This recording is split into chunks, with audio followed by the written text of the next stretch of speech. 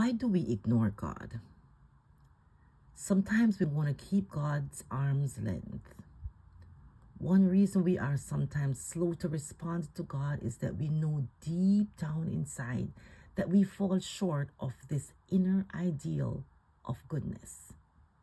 Just as an arrow sometimes falls short of its target, our lives often fall short of the inner standard that God has placed with us.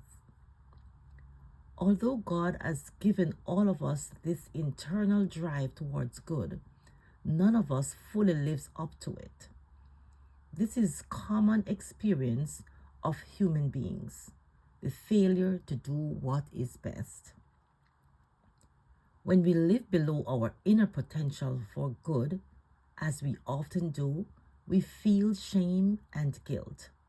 Maybe we don't make a big deal of it, and perhaps we have never shared these feelings with others.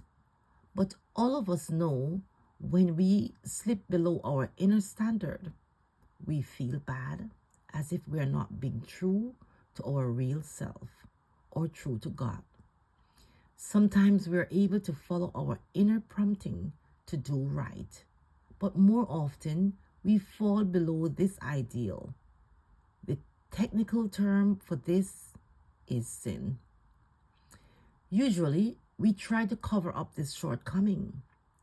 We may pretend to ourselves that we are doing better at the meeting this standard than we really are. Also, we often try to hide our faults from other people. And because we know deep down that this inner standard really comes from God, we may ignore Him rather than admitting that we don't always measure up, even though God creates us and knows us intimately.